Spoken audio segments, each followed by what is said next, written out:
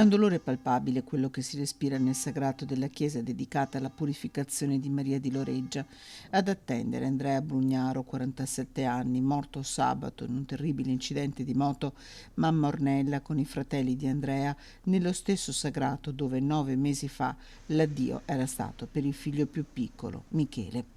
Con mamma Ornella anche Alice, la moglie di Andrea, sorretta dai figli, che prima dell'inizio della celebrazione trova la forza di dedicargli una poesia e salutarlo. Asciuga le tue lacrime e non piangere, Signore. Il tuo sorriso è la mia pace. Grazie Andrea per quello che abbiamo fatto insieme ai nostri figli. Tu ora sei libero di volare. Vola ora.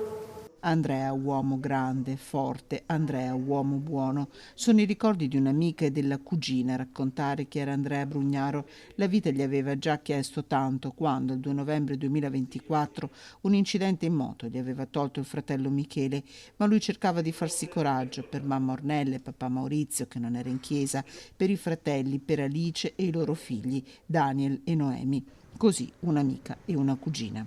Una pacca sulla spalla, una battuta sempre in bocca. Avevi sempre poco tempo, ma ne avevi sempre per tutti. Ora avremo un altro angelo che veglierà su tutti noi e lasciamelo dire che è angelo.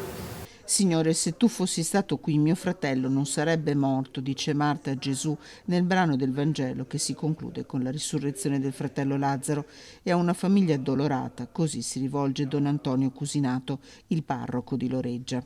Vi siamo vicini col nostro affetto e con la nostra preghiera. Tutta la comunità in questi giorni ha pregato per voi, perché il Signore vi possa sostenere e vi dia la forza per superare anche questo momento così difficile. Troppo il dolore, tanto l'affetto testimoniato dalle 1000 persone presenti, gli occhi lucidi, ognuna con un ricordo di Andrea Brugnaro nel cuore, tra di loro anche la sindaca Manuela Marangon. In tanti abbracciano la famiglia di Andrea Brugnaro all'uscita dalla chiesa. Alla bara si stringono mamma Ornella, i fratelli, i figli, Alice. Gli amici salutano il loro Andrea, sempre di corsa, ma sempre pronto per loro. Ciao Andrea!